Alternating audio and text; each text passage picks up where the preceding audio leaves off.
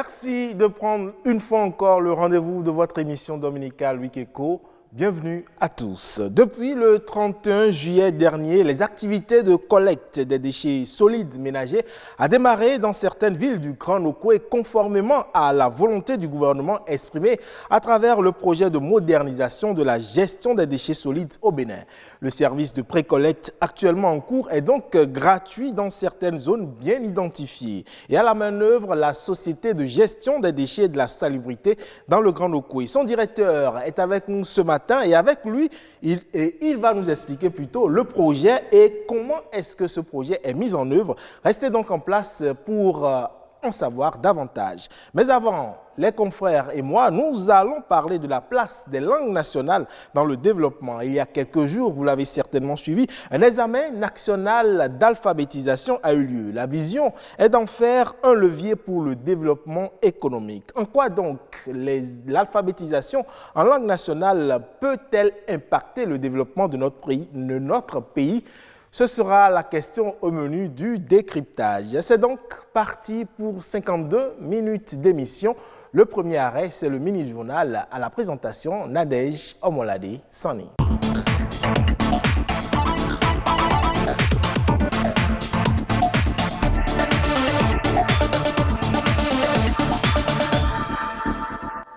Bonjour à tous, bienvenue dans le mini-journal de ce dimanche sur Week Echo. Dans le contexte de crise sanitaire que traverse le monde entier, les citoyens adoptent différents masques pour se protéger les voies respiratoires comme recommandé par l'Organisation mondiale de la santé. Au nombre des masques, ceux dits à visière, considérés par certains comme simple effet de mode et par d'autres comme véritable bouclier contre la COVID-19. Mais qu'en est-il réellement? Le masque à visière peut-il suffire à se protéger contre la COVID-19? C'est à cette interrogation que s'est intéressée une équipe de la rédaction. La réponse à travers ce reportage. En plein marchandage d'articles, Jolino arbore sur son visage un masque peu ordinaire. Pendant que plusieurs s'attachent uniquement au cache-nez pour se protéger de la COVID-19, ce jeune Congolais préfère le masque à visière.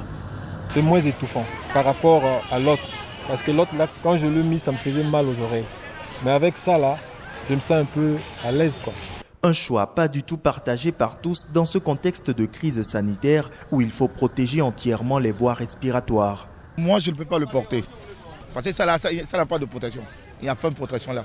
Ça, là, ce n'est pas un masque.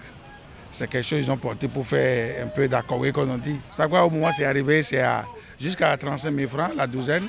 Maintenant, aujourd'hui, je pense que c'est à 2 000 francs la douzaine.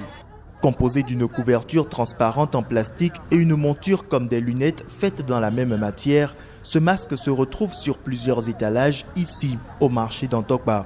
Son prix, 300 voire 500 francs CFA.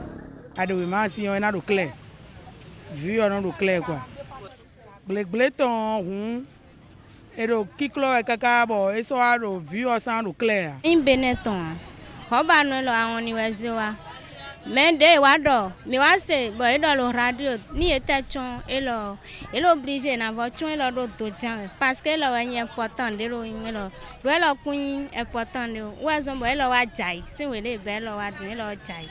Mais cette assertion est-elle vérifiée? Docteur Brice Domon dispose dans sa pharmacie de toutes sortes de masques.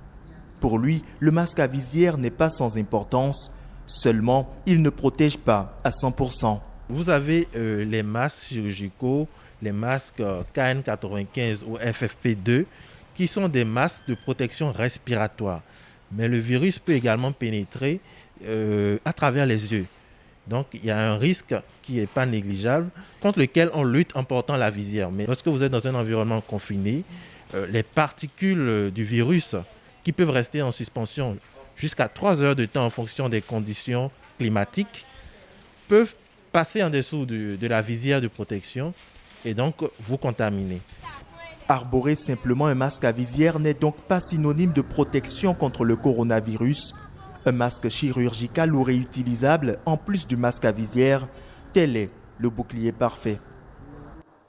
Le port du masque de protection est l'une des mesures très efficaces pour limiter la propagation et la contamination au coronavirus.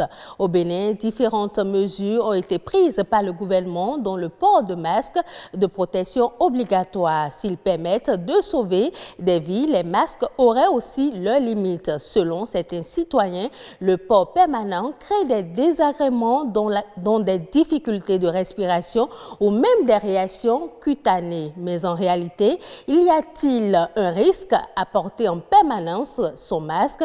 Élément de réponse avec Ulvaïs Balogun. S'il est obligatoire actuellement en raison de la pandémie contre le coronavirus, le port permanent du masque de protection ne serait pas sans inconvénient sur la santé.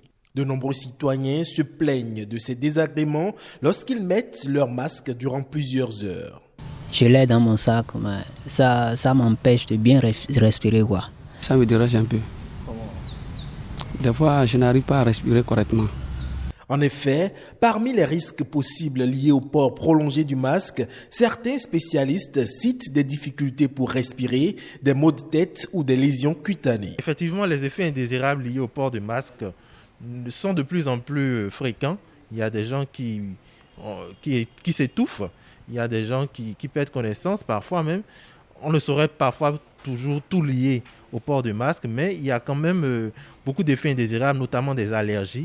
Mais si l'utilisation prolongée d'un masque facial peut entraîner des effets secondaires, cela ne remet pas en cause leur utilité contre la Covid-19. Les mailles du masque chirurgical permettent au dioxyde de carbone de s'échapper. Et aussi, ça permet à l'oxygène de rentrer, sinon on se serait étouffé. C'est pour ça d'ailleurs qu'on ne met pas un sachet sur le nez, puisque le sachet empêcherait l'oxygène de rentrer et le dioxyde de carbone de sortir. Donc le masque est étudié pour que ces mailles puissent permettre à l'oxygène et au dioxyde de carbone de passer, mais empêche jusqu'à 90 à 95% le virus de pénétrer. Face aux effets indésirables de cet outil de protection devenu obligatoire, que faire? Moi, je crois qu'il faut faire un choix. Il faut faire un choix. Soit on s'isole et on est en confinement complètement tout seul chez soi, ou soit on trouve des mesures aléatoires comme le port de visière et le respect de la distanciation de 1,50 m au minimum. Si vous n'arrivez pas à respecter les 1,50 m, vous devez rester chez vous. Donc, vous pouvez laisser le masque, mais le 1,50 m doit être au minimum respecté à tout endroit. Et puis, le lavage systématique des mains aussi.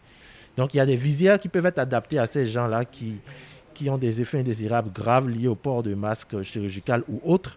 Au regard de l'obligation de son port, il est conseillé de s'habituer à respirer avec le masque de protection, en commençant par le porter pendant des périodes courtes et en évitant de le garder plus de 6 heures sans aérer son visage, car au-delà, la peau souffre.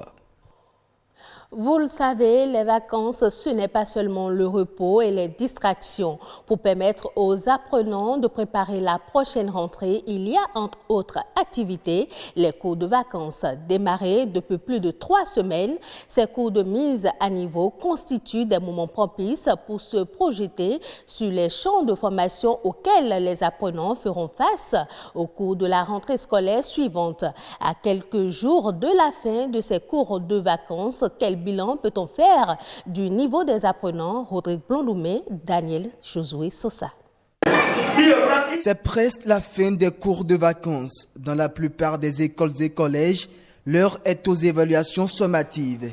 Ici, dans cette classe de 6e, ces nouveaux collégiens ont été imprégnés des connaissances qui leur seront enseignées au cours de la prochaine année académique. Après près d'un mois de mise à niveau, suivi des évaluations, ils semblent bien aguerris. Ça se passe très bien et les compositions, c'est génial. J'ai eu 18 en anglais, 16 en PCT, j'ai eu 9 en français. Pour maths, j'ai eu 15. Aujourd'hui, j'ai eu 20 en anglais, 20 en français et 10 en mathématiques, 6 en PCT. En ce terme de cours de vacances, je peux être le premier. Le constat est le même dans les collèges d'enseignement général qui dispensent les cours de vacances. L'heure est aux évaluations finales. En réalité, ce n'est pas de grandes évaluations qu'on leur demande. on leur pose des questions sur l'enseignement qui a été donné. Est-ce que ça a été compris? Est-ce que ça a été repris? Donc à travers la lecture de ces évaluations, on comprend aisément que les enfants se sont donnés à la maison et que les parents ont également suivi pour qu'ensemble nous puissions être satisfaits des résultats de ces cours de vacances. Les premières évaluations ont montré un certain laisser-aller au niveau des élèves. Et comme ils viennent fraîchement des vacances, si on peut s'exprimer ici, ils se sont un peu amusés. Mais la deuxième évaluation a commencé et là on constate qu'il y a un peu plus de sérieux et que les enfants sont un peu plus sérieux, ils ont pris un peu plus conscience pour aborder ces évaluations et les réussir. Une prise de conscience que confirment ces apprenants par un bilan plus ou moins positif. J'ai bien travaillé dans les évaluations. On a fait des interros en français, en SVT, en philo et en anglais. Au moins, il y a eu des notes acceptables. Pour la rentrée scolaire 2020-2021, pour les matières qu'il y a eu à faire pendant les cours de vacances, j'arrive à mieux comprendre, je peux mieux comprendre les cours pour le premier trimestre et bien travailler dans ces matières comme le français, la SVT, la philo et l'anglais. Donc pour ces cours de vacances, ça s'est bien passé. J'ai compris certains cours, surtout les cours d'SVT et de français, j'ai mieux compris. Je ne vais pas dire que je suis bien armée, mais j'ai eu des plus pour pouvoir commencer la rentrée prochaine, pour ne pas être une élève qui ne comprend rien à ce qu'ils vont faire dès le début de l'année. Au moins, je me suis déjà prêtée à certaines choses. Les voilà donc bien affûtés et armés pour affronter la rentrée scolaire 2020-2021. Ce sera tout pour le mini-journal de ce dimanche. Ne zappez surtout pas, Wikeko se poursuit avec Ulvaeus Balogun.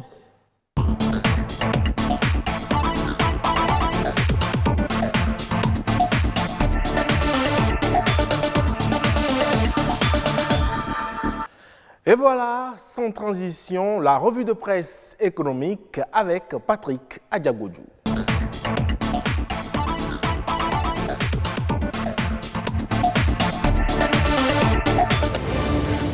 Le secteur privé africain sera bientôt à l'avant-garde de la zone de libre-échange continentale africaine ZLECAf.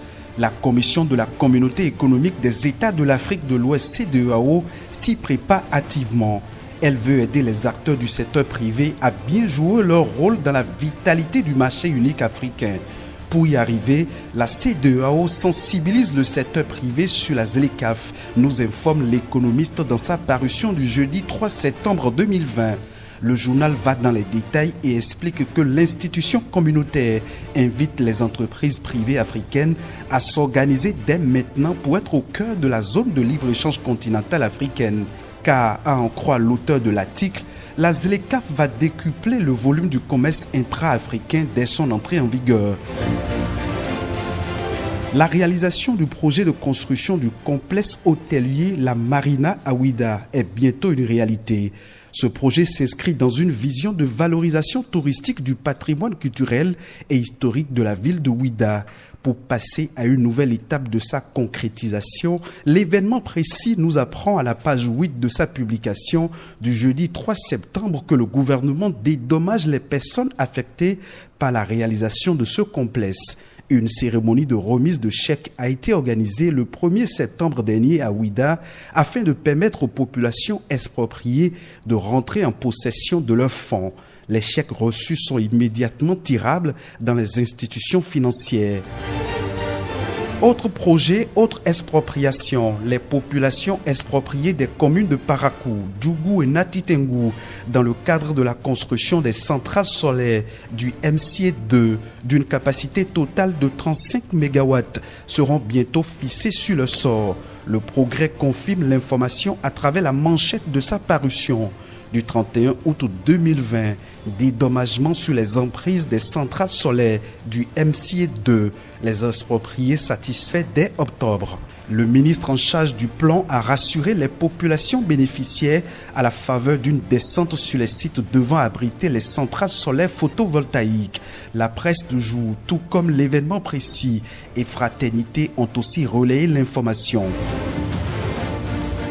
La campagne commerciale 2020-2021 d'amende de karité s'ouvre officiellement le 15 septembre 2020 à Gogounou. 100 francs CFA le kilogramme, c'est le coût fixé par le gouvernement après avoir pris langue avec les acteurs de la filière. L'économiste a relayé l'information et écrit « Campagne commercialisation 2020-2021 ». Le prix plancher des amandes de karité est cédé à 100 francs le kilogramme. Fin de cette revue de presse économique. À dimanche prochain.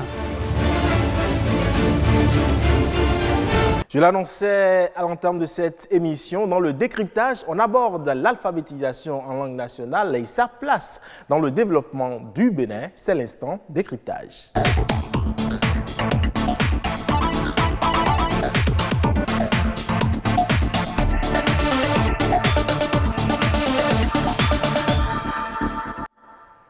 La question de l'alphabétisation préoccupe le gouvernement qui a décidé désormais d'évaluer ceux qui ne comprennent pas français, mais qui impactent le développement. Pourquoi alphabétiser en langue nationale et comment cela pourrait-il impacter notre pays? Deux confrères journalistes en langue nationale sont avec moi ce matin. Constant Yaodeou, bonjour. Bonjour, cher confrère. Je vous en prie. À côté, Vincent Aoui. Vincent, bonjour. Bonjour, Ulvaïs. C'est dommage, cette émission ne pourra pas se faire en langue nationale, malheureusement. Mais Vincent, cela fait plus d'un demi-siècle déjà que nous avons eu notre indépendance. Comment est-ce que vous concevez ou vous comprenez le fait qu'aujourd'hui encore, nos langues nationales sont délaissées?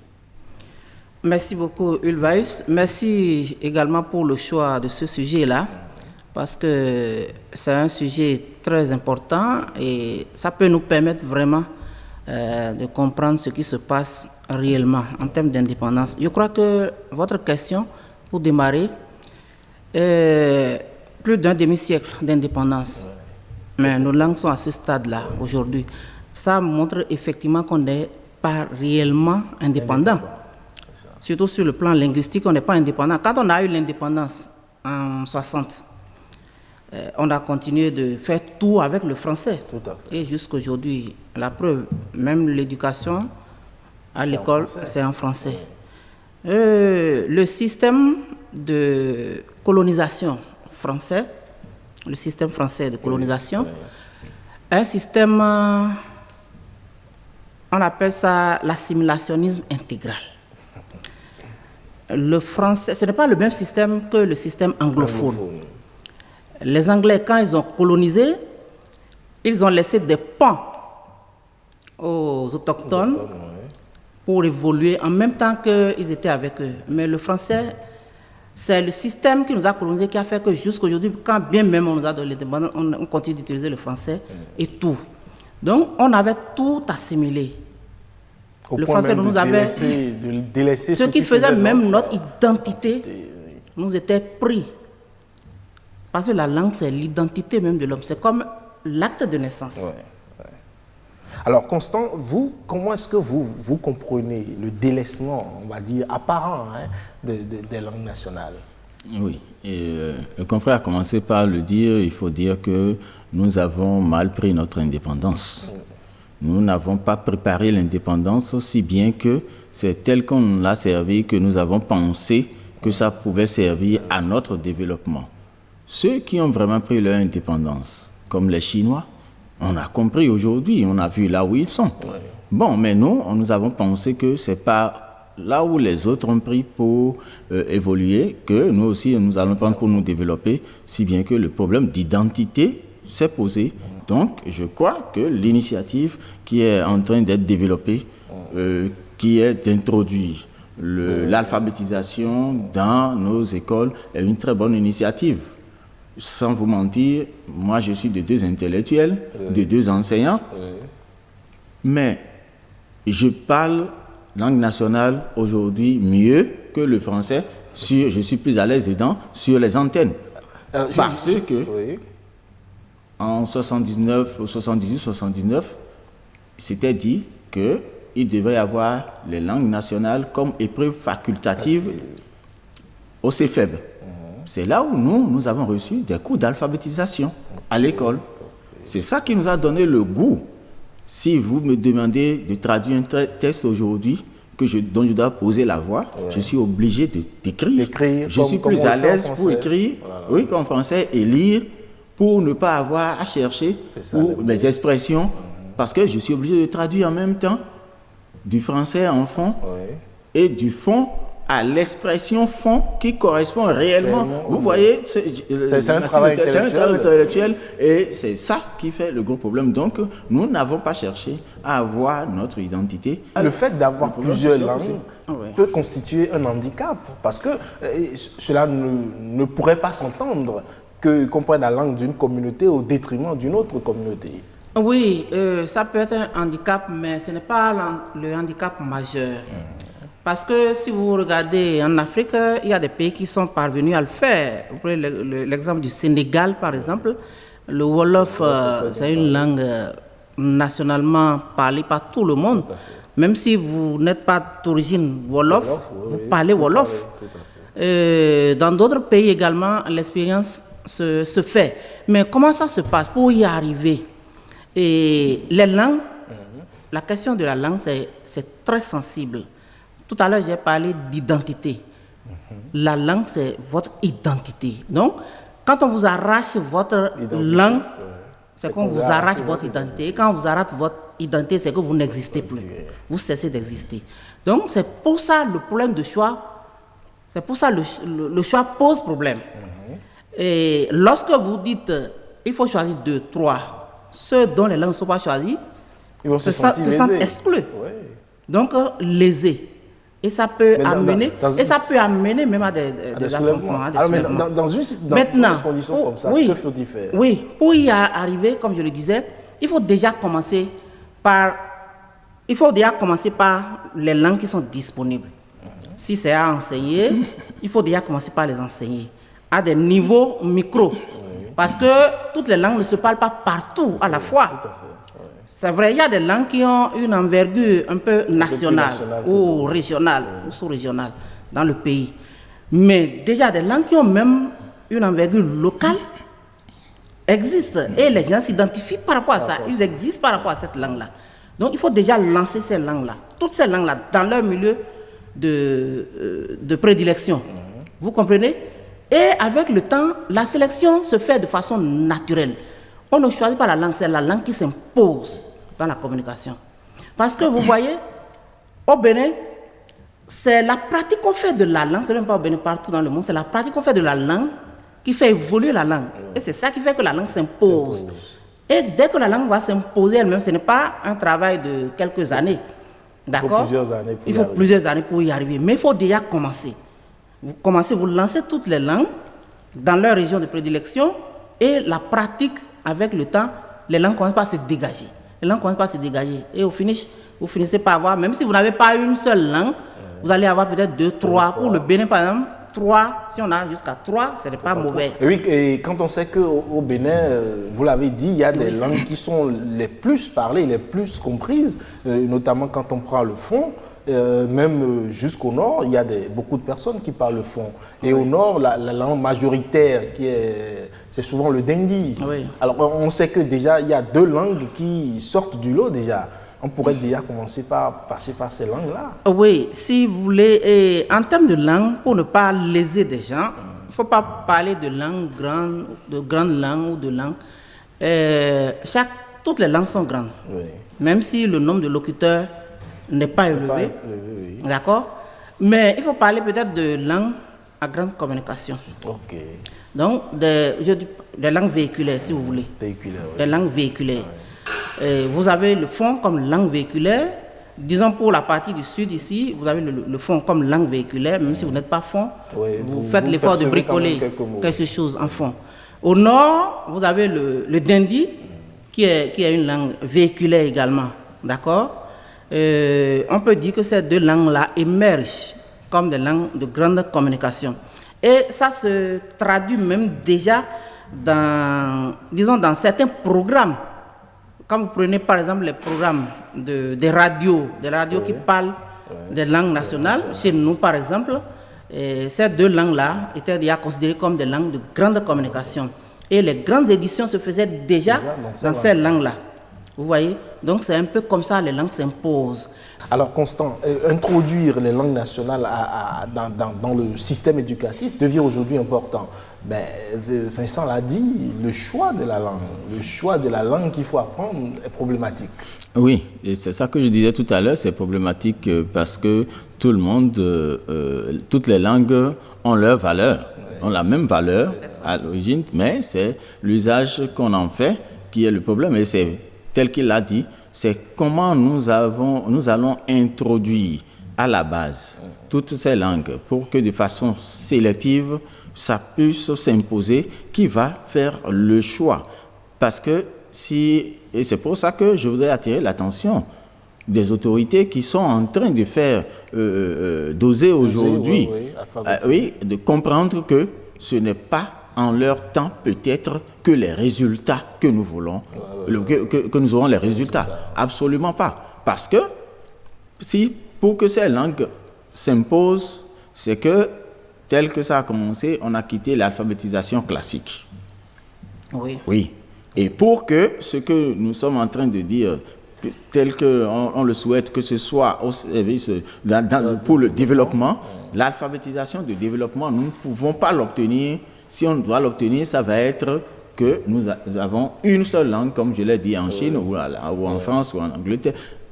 Mais à partir du moment où on ne peut que aller de façon sectorielle, on est obligé de faire de l'alphabétisation fonctionnelle, comme on est en train de le promouvoir maintenant, au service du développement. Pas l'alphabétisation du développement, mais l'alphabétisation au service du développement.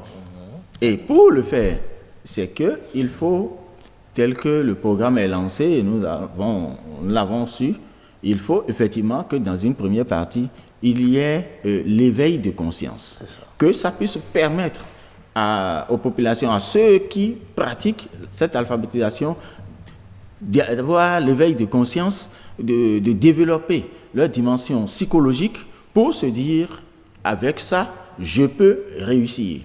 Aujourd'hui, dès que vous amenez un grand projet, le monsieur qui est capable de faire le travail vous dit, c'est l'affaire des intellectuels.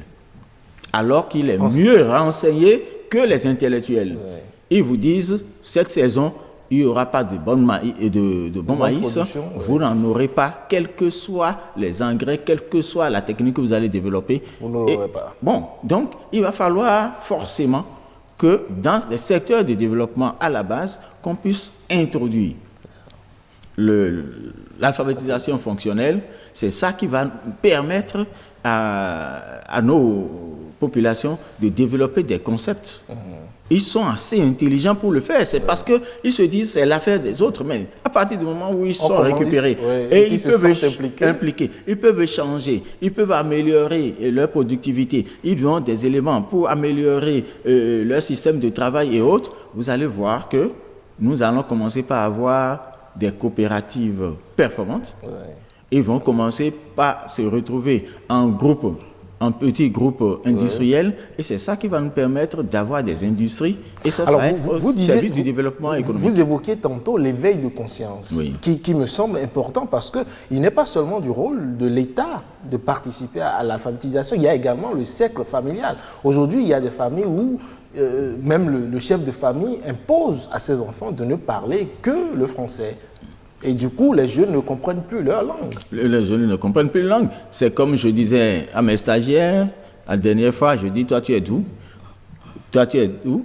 Bon, j'essaie de parler sa langue avec lui et un peu, je dis, mais tout à l'heure, quand nous allons passer au numérique, vous allez comprendre que votre français, que vous êtes en train d'écrire ici, n'aura plus sa place. Donc, cherchez tout de suite à commencer par comprendre votre langue nationale parce que les productions radiophoniques, les productions télévisuelles, tout à l'heure, l'essentiel sera en langue.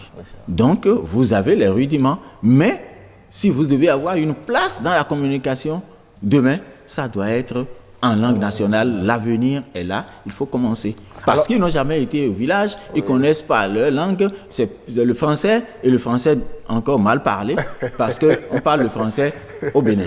Alors Vincent, le rôle de la famille dans la promotion des langues nationales. Le rôle de la famille dans la promotion des langues nationales est très important. Je vais développer ça, mais rapidement, je voudrais dire, par rapport à la question que tu posais tout à l'heure, les parents qui interdisent l'usage de leur langue maternelle à leurs enfants. C'est un crime. Contre ces enfants. C'est un crime contre ces enfants. Et c'est très grave. Parce que la dernière fois, j'ai dit qu'il y a des études qui ont prouvé qu'à Cotonou seulement, il y a des études récentes, il y a 3000 Béninois, d'accord, qui ont pour langue maternelle le français. C'est grave. C'est-à-dire, eux, dès leur naissance, la langue, quand ils ont commencé à parler, là, c'est que le français. C'est le français, on leur parle. Donc, c'est la famille. C'est le premier siècle. C'est le premier siècle avec lequel ils ont eu contact, là, c'est le français. Donc, et c'est ils sont dans leur famille, ils sont bien nés en famille. Et au Bénin, ce n'est pas qu'ils sont nés à l'étranger. Et c'est le français. C'est grave. Ça pose problème. Ça pose énormément de problèmes. Donc, c'est un crime. Je dis, la meilleure manière pour apprendre une langue, ce n'est pas à l'école. C'est d'abord en famille. Il faut la parler. La meilleure manière et la plus efficace d'ailleurs pour apprendre une langue, c'est de la parler. Et le milieu sec, le milieu endroit où il faut parler sa langue, c'est encore à la maison, c'est encore en famille. Donc, vous ne pouvez pas être parent, avoir fait des enfants, et leur interdit de parler votre langue à vous. Donc, si vous interdisez à vos enfants de parler votre langue, ça veut dire que vous-même, déjà, vous avez dit aux enfants que vous, là, vous n'êtes plus important. Vous-même, vous êtes insignifiant. Vous n'êtes rien. Vous-même, vous n'existez pas. Donc, vous vous insultez. Et vous commettez en même temps un crime contre ces enfants-là. Parce que parler sa langue, c'est d'abord une richesse. Et la chance des enfants qui sont nés en dehors de leur milieu d'origine est grande quand ces enfants n'ont pas leur langue d'origine. Et la langue du milieu. C'est une richesse. Vous ne pouvez pas imaginer. C'est une grande richesse. Alors on va finir là-dessus. Oui. Est-ce qu'on peut dire aujourd'hui que la langue, ou plutôt les langues nationales, sont un outil de développement? Naturellement. On ne peut pas se développer dans la langue d'autrui. Faites un petit tour. Les pays, j'ai dit tout à l'heure, ce qui fait qu'on est à cette étape aujourd'hui, vous allez voir les pays colonisés par la France, le système là tel que... Et faites le point avec les pays anglophones. Avec les pays anglophones. Le Nigeria à côté. Le Nigeria a choisi 3 langues. J'allais en parler avant. 3 langues. Le Hausa, le Yoruba et le Igbo. Et à le Grand Nigeria, 3 langues. Vous voyez? Mais ça va. Lorsque il a parlé de l'alphabétisation fonctionnelle, puisque c'est ça ce qui est en train d'être fait. Ça vous permet déjà, dans votre métier, d'appliquer ça dans votre métier. Un paysan, par exemple, qui utilise les technologies et on lui permet de nommer les technologies qu'il utilise dans sa langue. Vous voyez, d'abord c'est ça qui lui permet de nommer ces technologies et ça permet en même temps à ceux qui font des recherches de faire, comment on dit, la vulgarisation de ces technologies-là, dans ces langues-là. Et ça se consigne et ça se transmet. C'est comme ça qu'on évolue et c'est ça le développement. La transmission des langues. Oui, et c'est ça le développement. Mais si vous voulez tout faire dans la langue d'autrui, vous serez confronté toujours à des problèmes. Constant? Oui, je le disais, j'avais commencé par le dire tantôt, pour dire à partir du moment où vous pouvez échanger avec les partenaires, vous pouvez échanger avec d'autres cerveaux, vous êtes obligé de développer. Parce qu'en réalité, quand on parle de développement, c'est les moyens. Et les moyens, d'abord, tel que je le dis, c'est l'éveil de conscience. À partir du moment où vous savez de quoi il s'agit, vous pouvez maintenant l'adapter à votre spécialité, à votre activité. Et à partir du moment où vous pouvez le faire, vous pouvez échanger entre vous, vous vous mettez ensemble, là, ça permet de mieux développer et de petites coopératives.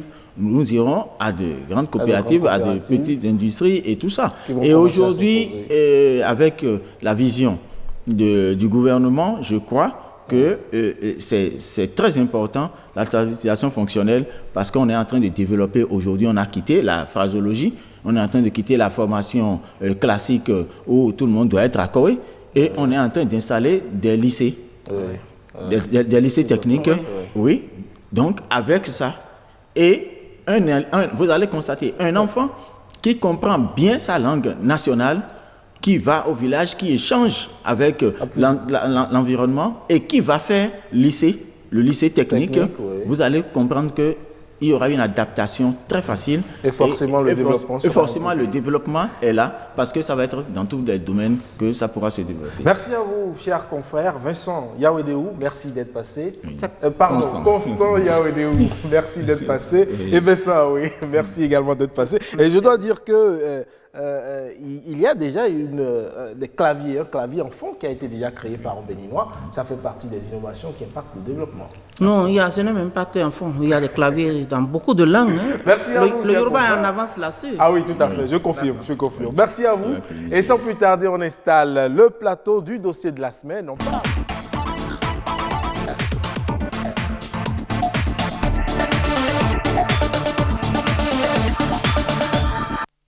Et vous le savez, sans aucun doute, depuis une semaine déjà, les activités de collecte des déchets ménagers ont démarré dans certaines villes du Grand Nokoué. Et de nombreux Béninois se réjouissent déjà de ne plus voir leurs ordures stockées devant leur maison faute de ramassage. Le maître d'œuvre de cette réforme, c'est la Société de gestion des déchets et de la salubrité dans le Grand Nokoué. On va parler de cette société, des défis de cette société, de ce qu'elle apporte également aux Béninois, mais avant, nous suivons cet élément de notre confrère William Choki. C'était une promesse de campagne, puis inscrite dans le PAG. Aujourd'hui, elle se traduit en actes concrets sur le terrain. La modernisation de la gestion des déchets solides ménagers dans le Grand Nokoué. 5 grandes communes du Bénin, Cotonou, Porto Novo, Abomey-Calavi, Ouidah, Semekpodi, ont vu le cadre de vie des populations s'améliorer avec la création d'une société. C'est elle qui s'occupe désormais des déchets produits dans le Grand Nokoué.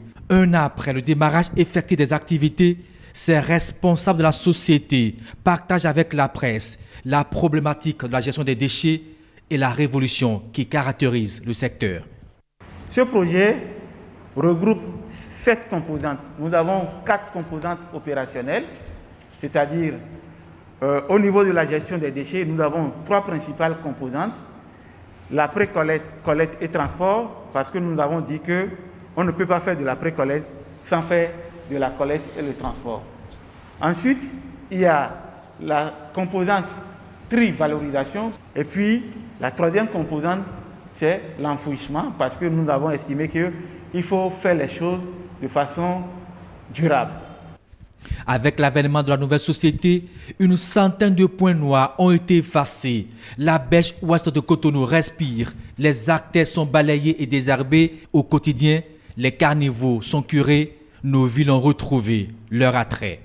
Grâce à ce projet mis en place par le gouvernement, il y a mutualisation donc des moyens et des efforts qui permettra donc d'aboutir à de meilleurs résultats. Nous allons bientôt démarrer le curage des ouvrages d'assainissement qui va consister au curage systématique de tous les collecteurs primaires. Les collecteurs primaires, c'est les collecteurs à ciel ouvert que vous voyez. Il y a les collecteurs secondaires qui sont les caniveaux, ce que nous appelons couramment caniveaux, qui sont couverts. Il y a les étangs qui permettent de drainer les eaux vers les exutoires que nous allons draguer, et ceci 4 fois par an. Nous allons procéder à un entretien hebdomadaire des ouvrages à ciel ouvert, des collecteurs primaires, parce que vous savez que ces collecteurs sont exposés aux jets de déchets de toutes sortes. Donc, nous allons les entretenir une fois par semaine. Cette action de salubrité, de gestion des déchets solides ménagers dans le Grand Nokoué engendre la création de près de 1500 emplois directs, des acquisitions d'engins lourds, des tricycles pour la collecte des déchets, des points de recoupement mobiles, 28 au total pour le Grand Nokoué. Pour les 12 premiers mois de leur activité, la pré-collecte sera gratuite dans tous les ménages. Passé ce délai, la société va instaurer une tarification selon la taille et la zone de collecte des déchets. Et voilà notre invité pour mieux percer le mystère de la gestion des déchets au Bénin. C'est le directeur général de la Société de gestion des déchets et de la salubrité dans le Grand Nokoué, Valérie Nausson, bonjour. Bonjour. Merci d'être là ce matin. Je vous en prie, merci. Et à côté de moi, pour conduire cet entretien, Rodrigue Babagueto. Rodrigue, bonjour. Ubaïs Balogun, bonjour. Eh bien, la première phase du projet de gestion des déchets solides dans le Grand Okwe au Bénin a récemment démarré 1 an après le lancement officiel du projet. Cette première phase permettra la collecte de centaines de tonnes de déchets dans 5 grandes villes du Grand Okwe que sont Cotonou, Porto Novo, Ouida, Abomey-Calavi et Semekpoji. On en parle avec vous, Valérie Nausson. Alors, depuis la mise en œuvre de la décentralisation décidée en 2003, la gestion de l'assainissement des villes était confiée aux communes et non plus au gouvernement. 17 ans après, peut-on dire que les collectivités locales ont montré leurs limites en la matière pour que l'État central reprenne les choses en main? Merci beaucoup pour cette opportunité que vous m'offrez. Vous savez, la problématique de gestion des déchets, elle est très complexe. Bien sûr. Même dans les grandes villes, les villes des pays occidentaux, ce n'est pas toujours facile.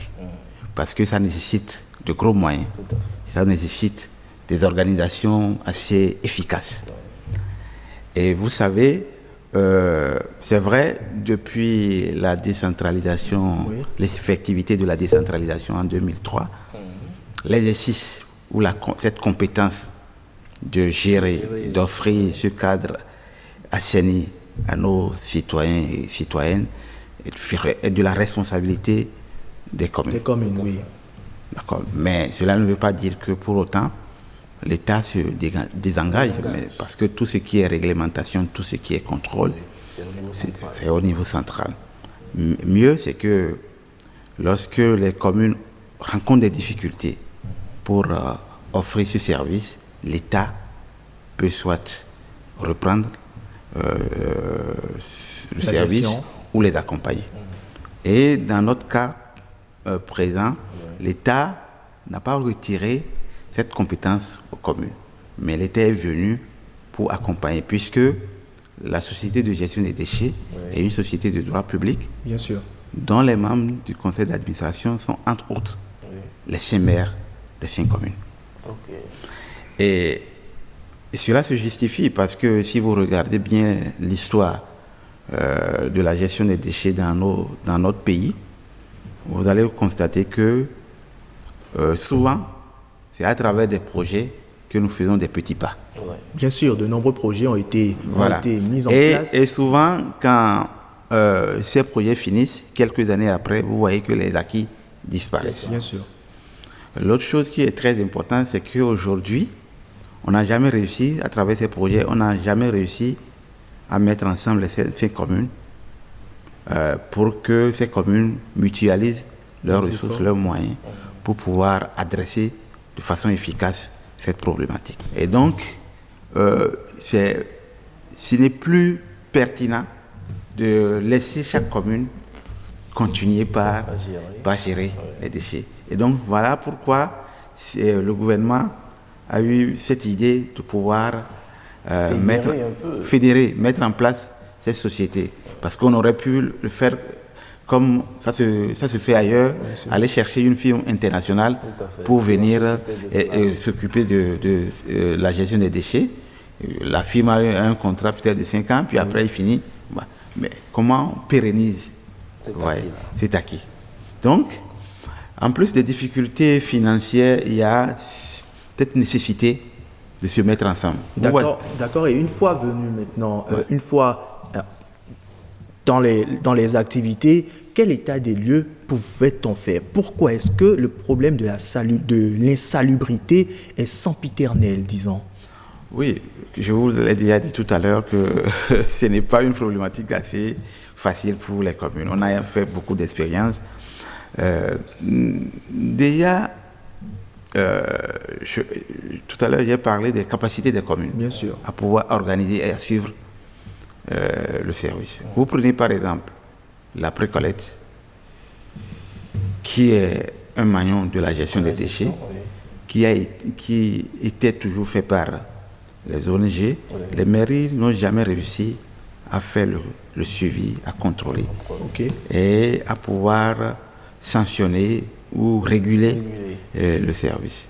Donc, c'est les ONG, malgré que ces ONG bénéficiaient des appuis de l'État parce que les financements, c'est l'argent du contribuable qui est utilisé pour... Voilà. Donc, il y a cette question. Ensuite, pour mettre en place un dispositif efficace, nous avons besoin des infrastructures. Dans tout le Bénin, on n'a que 2 centres d'enfouissement technique. Là où les déchets, je dirais le dernier lieu où les déchets sont traités, on n'a que 2 dans tout le Bénin. Vous voulez parler de ceux de Ouessé et de Tacon. Oui. Et là encore, vous savez, ce n'est pas encore des centres qui respectent les normes, les standards internationaux ou les normes environnementales. D'accord? Mais l'autre problématique assez difficile, c'est que les déchets qui sont produits, il faut pouvoir, quand ceux qui les ramassent des maisons pour les sortir des maisons et les déposer à un lieu où on doit désormais les prendre, on n'a pas des infrastructures. Vous voyez aujourd'hui, avec le PUGEMU, on a construit environ une 40aine de points de regroupement. Bien sûr. Mais à peine 20% de ces points de regroupement sont utilisés. Parce que soit ils ne sont pas accessibles ou bien il y a des dysfonctionnements sur les ouvrages. Donc du coup, avec le PUGEMU, on a construit, mais véritablement, la gestion des déchets on n'a pas connu vraiment un changement notable.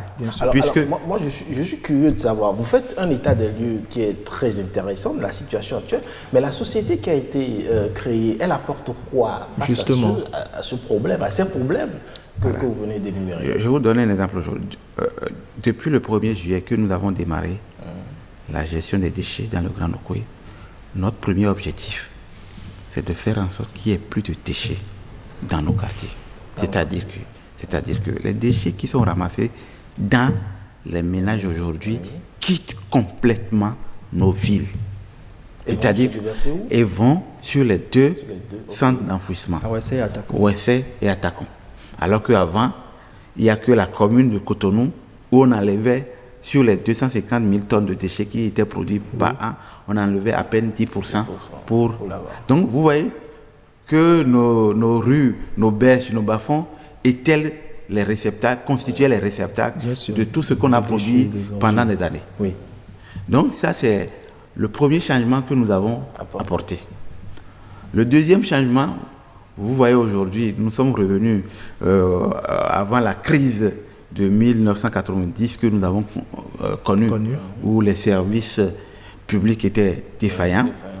Les déchets étaient ramassés directement par des bennes à ordures. Aujourd'hui, nous avons démarré parce que nous avons estimé qu'il y a des zones aujourd'hui où les déchets ne doivent plus être ramassés par des charrettes. Quelles sont ces zones-là?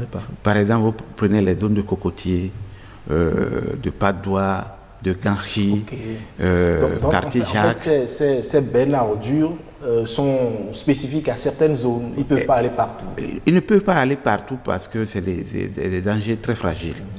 Mais en dehors de ça, ces bennes vont desservir maintenant les grandes artères. Vous avez vu qu'on a installé des poubelles, mais c'est des poubelles qui ne sont pas souvent ramassées. Nous, on veut supprimer tout ça. Nous voulons mettre des bacs de 600. Nous avons déjà cartographié, identifié tous les sites, environ 400 dans le Grand Okoye. Très récemment, nous avons commandé 1200 bacs de 600 que nous allons installer sur des endroits, les places publiques, les voies publiques, les espaces publics très fréquentés, où désormais, périodiquement, nos véhicules iront ramasser. Quand on dit périodiquement, on sait que c'est au moins une fois par semaine, nécessairement. Par exemple, dans les zones où nous faisons aujourd'hui la collecte avec des bennes, c'est 3 fois. 3 fois par semaine. Et les ménages sont informés, ils ont reçu, on a fait des communiqués, on a fait des dépliants qui leur donnent toutes les informations possibles. D'accord. Et justement, parce qu'il y a des bennes à ordures aujourd'hui, est-ce que ces ONG-là qui passaient de maison en maison pour ramasser les déchets vont être supprimés? Bien. Si vous avez suivi tout à l'heure l'élément que nous avons passé, Avec le projet Pligemu, on a accompagné ces ONG. D'ailleurs, j'étais l'un des acteurs qui avait piloté cette réforme pour que ces ONG se transforment en PME. Et il est prévu également que ces PME également se regroupent pour donner des groupements d'intérêt économique. En fait, c'est des entreprises. C'est vrai, beaucoup n'ont pas voulu, mais finalement, on est arrivé au bout. Voilà. Donc aujourd'hui, ce n'est plus des ONG qui existent, mais c'est des PME ou des groupements d'intérêt économique. Parce qu'en fait, l'activité que ces ONG faisaient, ce n'est pas des activités sociales, c'est des activités lucratives. Donc, on ne peut pas continuer par faire une telle activité et rester dans cette posture de société civile. Alors, donc, dès que nous avons démarré en 2016, en octobre 2016, quand nous avons démarré la formulation de ce projet, nous avons rencontré tous ces acteurs. Oui. D'ailleurs, la priorité du gouvernement, c'est de faire en sorte qu'on crée suffisamment d'emplois, qu'on professionnalise les entreprises locales dans le secteur. Parce que, si vous regardez bien, en tout cas, il donnait satisfaction parce que les déchets ne restaient plus dans les maisons. Mais au fond, quand vous regardez, vous rentrez dans ces structures, c'est des coquilles vides. Oui. C'est des structures qui n'existent pratiquement pas, c'est des individus. Ils font les activités, ils gagnent leurs sous. Et quand vous voyez même comment ils traitent les ouvriers, il y a un véritable turnover dans ces structures-là. Ouais. Donc pas de structuration, pas de comptabilité, rien du tout. Donc on ne peut pas continuer comme ça. Donc, et alors pour faire de la précollecte, nous avons, enfin, sur ce maillon précisément, nous avons retenu que ce soit des PME qui peuvent se regrouper pour former des groupements. C'est ce que nous avons retenu. Et effectivement, nous avons lancé un appel d'offres, puisque toutes les zones où on doit faire la précollecte, nous les avons cartographiées et nous les avons structurées en 69 zones. Okay. Et nous avons recruté 69 PME après un appel d'offres, etc. Vous avez suivi. Donc une PME par zone? Par zone. Okay. Une PME par zone ou un groupement de PME par zone. Okay. C'est les zones pour lesquelles vous avez postulé où vos dossiers sont techniquement acceptables, financièrement également. C'est ça qu'on vous confie. Okay. Donc, vous avez vu à Calavi, il y a environ 15 GIE qui ont été formés, qui se constituent, qui sont que des PME, des anciennes ONG qui sont devenues PME. Ok. D'accord? Donc, elles n'ont pas disparu. La même chose. Juste évolué voilà, la même chose à Ouida, la même chose à Porto-Novo, à Semepodi et en partie à Cotonou. Parce que justement, une grande partie de Cotonou n'a pas voulu boycotter l'appel d'offres, n'ont pas postulé. Alors justement, cela m'amène à poser la question de savoir aujourd'hui, quels sont les quartiers qui sont desservis? Parce qu'il y a des populations aujourd'hui qui disent qu'ils ne sont pas informés, ils ne reçoivent pas de... Et depuis un certain moment, ils ne reçoivent plus personne pour vider leurs poubelles. Je crois qu'à Cotonou aujourd'hui, au démarrage, il y a eu cette situation. Oui. Donc à la date je vous explique pourquoi. Parce que pour faire bien les choses, nous avons notre dispositif, nous l'avons phasé en 3 phases. Nous avons voulu le déployer en 3 phases. Une phase de 20% du territoire. À Cotonou, par exemple, on a 20 zones. On devrait déployer 20 PME. Mais les 20% font 7 PME. Et nous avons demandé à ce que celles qui étaient là continuent. Mais nous devons assurer, nous assurons la collecte de tout ce qui est déchet que ces structures-là ramassent. Mais dès qu'on a démarré,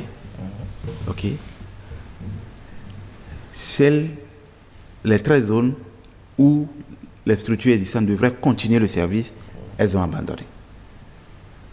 À votre avis, pourquoi? Oui, parce qu'on nous a dit que c'est un boycott. Parce que... peut-être n'était-il pas impliqué dans la façon dont les choses se faisaient? Non, c'est ce que je vous dis, que vous savez, il faut qu'on se dise la vérité. Allez-y. Est-ce qu'on peut faire ce travail-là sans impliquer quelqu'un? Moi-même, ça fait plus de 2 décennies que je suis dans le secteur. Okay. On les a associés. Même le zonage qui a été fait, c'est avec eux, avec les mairies. Vous savez, ce qui se passe à Cotonou, vous savez, c'est une niche. La précollecte à Cotonou, c'est beaucoup de ressources. Notamment ceux qui sont dans les zones comme les cocotiers, les padois. Donc, personne ne veut laisser, ils veulent continuer par le faire comme ça. D'accord? Aller dans les maisons, ramasser, prendre de l'argent. Or, désormais, nous avons dit, mais comment est-ce que dans un pays, dans le même quartier, dans la même rue, certains reçoivent le service et d'autres ne reçoivent pas? Parce que simplement, on dit que c'est un abonnement. Si vous n'avez pas les ressources, vous ne... Et vous allez voir dans nos ouvrages, nos collecteurs primaires, secondaires, c'est rempli de déchets. Bien sûr. Donc, nous avons dit que désormais, il n'y aura plus d'abonnement. Ce sera gratuit. Pas gratuit, juste pour la période où nous devons expérimenter le nouveau mécanisme. Vous savez, il y a deux manières, je vous explique pourquoi cette réforme, notamment sur la redevance, elle est importante. Parce que, vous voyez, les structures qui ramassaient vont chercher de l'argent. Vous savez, quand on a fait les études, pour 25% d'abonnés, vous avez plus de 2 milliards de chiffre d'affaires que les gens faisaient. Et donc. Alors que ces structures, pour réaliser cette activité, il nous faut investir, il nous faut construire des infrastructures. Ils ne paient rien, ils ne paient aucun impôt, rien du tout. Donc l'argent là, c'est comme si... C'est pour eux. Ensuite, l'État a instauré une taxe que nous appelons TO, taxe d'enlèvement des ordures, qui est adossée aux fonciers bâtis et non bâtis. Vous savez, c'est difficilement que les communes recouvrent cette taxe. Ok, et aujourd'hui maintenant? Aujourd'hui, nous sommes en train de définir, de travailler sur une autre modalité de tarification qui va être adossée soit aux factures de la SVDE ou bien aux factures. Donc ce n'est pas encore le cas? Non, c'est pour cela que nous avons instauré cette gratuité juste pour 1 an, le temps que tout le dispositif... Donc vous certifiez ici que pour le moment, sur les factures d'électricité et d'eau, on ne perçoit pas rien encore... du tout. Non, on a encore rien. Parce qu'on a des informations au moment opportun, c'est faux. On a encore au moment opportun. D'ailleurs, même, il y aura beaucoup de discussions pour qu'on puisse informer, sensibiliser. D'accord. Et donc, ce sera spécifié, j'espère. Absolument. Vous savez, quand les gens sont de mauvaise foi, ils ne disent pas. C'est ça. C'est ça ce qui se passe. On dit, on ne nous a pas associés. Non. Dans quel pays, même ceux qui nous financent là, chez eux là, c'est facile comme ça d'aller dans les maisons. Non. Alors, mais aujourd'hui, très rapidement, Monsieur Larsson, aujourd'hui, les déchets solides que vous ramassez, que deviennent-ils? Oui. D'abord, très rapidement. Nous nous sommes fixés des objectifs à court terme. D'abord, débarrasser nos villes de tout ce qui est déchets. Et il y en a tellement. C'est notre priorité d'abord. Et d'ici 3 ans, même en dehors de cet objectif, nous avons commencé par progressivement travailler sur tout ce qui est valorisation tri. Toutes les initiatives de recyclage, nous sommes en train de les identifier, nous sommes en train de les accompagner. D'ici octobre, nous allons démarrer un projet de co-expérimentation avec Femicity pour récupérer tout ce qui est la filière plastique. Nous voulons travailler là-dessus parce qu'il y a beaucoup de perspectives pour transformer ces plastiques soit en briques ou bien produits pas plus tard, hier j'ai reçu un industriel qui travaille sur la transformation, le recyclage des déchets plastiques, des plastiques blancs en carburant, par exemple. Donc nous travaillons. Donc pour le moment, les déchets vont sur les 2 centres d'enfouissement. Donc il n'y a plus de déchets qu'on déplace désormais dans nos quartiers. C'est-à-dire qu'on les ramasse, on vient les mettre dans un dépotoir ou bien on va les vendre, il n'y en a plus. Donc ils vont tous. Et nous travaillons avec un opérateur, la GETU, qui est en charge de l'exploitation de l'enfouissement de ces ordures. Alors j'ai une dernière question. Aujourd'hui, est-ce que vous avez évoqué le cas de Cotonou, mais à part Cotonou, les autres communes, est-ce que tous les quartiers des autres communes sont desservis par le projet? Oui. Nous sommes dans presque dans tous les quartiers, sauf les quartiers qui sont encore ruraux. Ok. Et à quand leur tour? Comment? À quand leur tour? Oui, mais vous voyez, dès que la ville ou les communes, les zones urbaines vont s'étendre, le service va systématiquement. D'accord, on vous aura compris et vous abordez des points très très importants et très très intéressants aussi, malheureusement. Oui, on n'a pas assez de temps pour aborder le sujet. Mais on aura probablement d'autres occasions. Oui, certainement, d'autres occasions. Merci à vous, M. Valéry Lawson, d'être passé sur ce plateau. Je rappelle que vous êtes le directeur général de la Société des déchets et de la salubrité dans le Grand Nokoué. Et c'est là-dessus que prend fin cette émission Week Echo que vous savez tous les dimanches à 11h et que vous pouvez retrouver sur le site de l'ORTB www.ortb.bj. Portez-vous bien, un plaisir de vous retrouver dimanche prochain.